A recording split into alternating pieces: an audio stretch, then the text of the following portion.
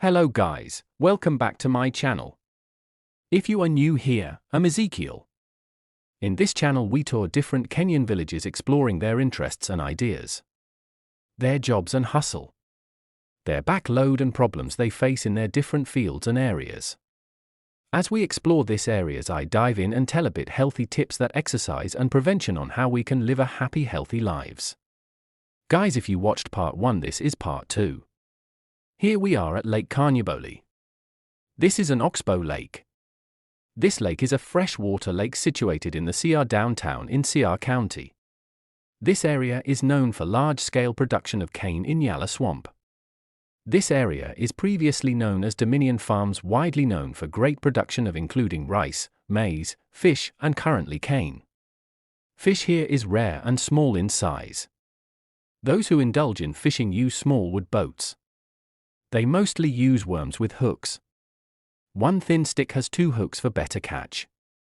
The faster the hand moves, the better for this kind of fishing. Fishermen usually wander around and about the lake to come to a settled place, calm and restored. Mostly a quiet place with very cold waters. They study the wind and ensure they go against the waves. They do fish mostly in the mornings and evenings. The reason for that is because they believe from experience that fish eat when the sun is not directly above the waters.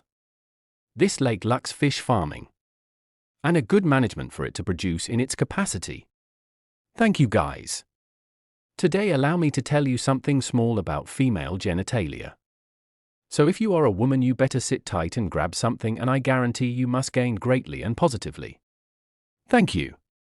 The female genital organs are varied and complex, requiring a great deal of special care. The vulva and vagina are continually subjected to the threat of infection. Because their humidity and temperature levels are an ideal location for the development of many germs, the vulva, and especially the vagina, always needs systems ready to protect against infection.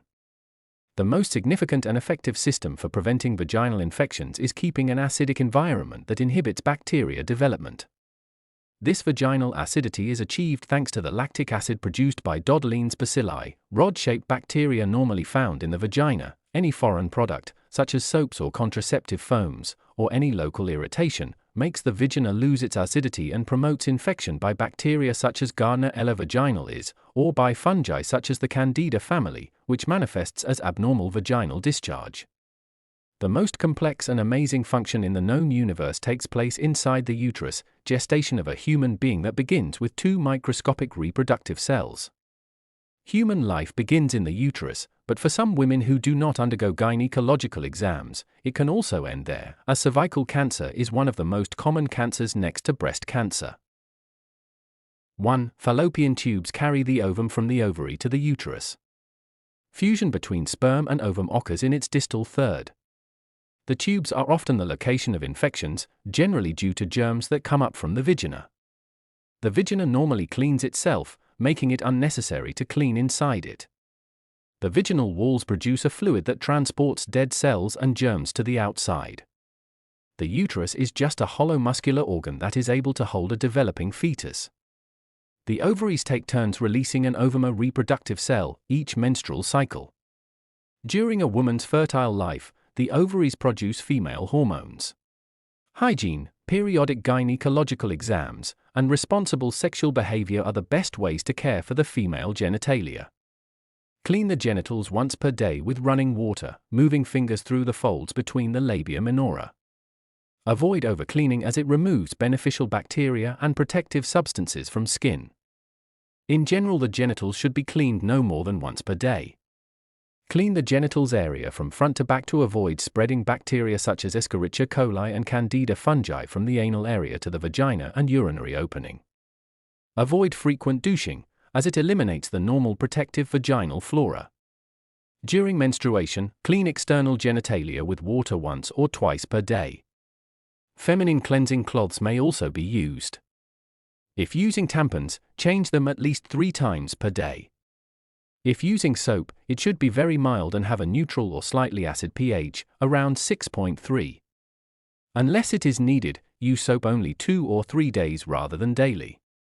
Avoid anything that alkalinizes vaginal pH, such as regular soaps and shampoos, certain intimate soaps and deodorants, diaphragms with spermicide and contraceptive foams. The vagina needs to keep a slightly acid in order to prevent fungal and bacterial infections. Regular use of tampons is not recommended as it dries out the vaginal mucosa. Tampons must be changed every 6 to 8 hours. Do not leave tampons in place overnight. High absorbency tampons promote the spread of streptococcus, staphylococcus, and other bacteria which can result in toxic shock. Prefer cotton garments as they absorb moisture and keep the skin dry better than synthetic fabrics. Avoid clothing that is too tight, as it blocks needed air circulation in the genital area. Do not leave on a wet bathing suit. Use panty liners only on the last days of the period, not daily, as they block natural perspiration. Watch out for those that have perfume and deodorants that irritate and change the vagina's natural acidity. Moisture and lack of air circulation are the primary enemies of genital hygiene. It has been shown that the greater the number of sexual partners over a lifetime, especially before age 21, the higher the risk of cervical cancer. Avoid intercourse at an early age. Starting to have sexual intercourse early not only promote vaginal infection with the herpes virus, the human papillomavirus, and various bacteria, but it also increases the risk of invasive cervical cancer. Foods, plants, baths, and massages contribute to feminine well-being. These are the foods that promote hormonal balance. Squash seeds, sesame seeds, sunflower seeds, or flaxseed. Walnuts and almonds. Legumes, including soy. Soy drinks and tofu, raw or cooked carrots or carrot juice. A sitz bath with warm or room temperature water is very useful for feminine hygiene, especially with a genital infection. In order to achieve an antiseptic and protective effect, one of the following products may be added to bath water. Lemon juice 2 to 3 lemons per liter of water. Vinegar 2 to 4 tablespoons. Tea tree oil, Melaleuca alternifolia. 10 drops per liter of water. Pordaco preparation. Tababuia impetigonosa. 60 grams of back for every liter of water, cooked for 5 minutes. Place 3 to 5 drops of essence of lemon balm or sage onto the pelvic area, without touching the genitals, and massage gently. Has a relaxing and sedative effect that is especially useful for painful menstrual periods. In addition to the natural treatments in the previous unit, these recommendations provide relief for dysmenorrhea. Every woman who has dysmenorrhea should undergo a gynecological exam to rule out organic causes for her menstrual pain, including endometriosis, pelvic inflammatory disease, or retroverted uterus. Avoid refined sugars. Increase intake of seeds like squash, sunflower, sesame, and flax and walnuts. Take 400 IU per day of vitamin E supplements. Completely eliminate tobacco and caffeine, as they stimulate uterine contractions. Heat over the pelvic area, such as a hot water bottle or clay poultice, has a relaxing effect for uterine muscle spasms that cause menstrual pain. A complete healing of vaginal candidiasis, the most common genital infection, requires much more than an antifungal medication. Yeast infections caused by the Candida fungus family often improve with treatment, but soon return. In order to prevent them, these recommendations should be followed. Prevent or control risk factors. Diabetes. Obesity. Factors that cause local irritation of the vagina, such as tampons.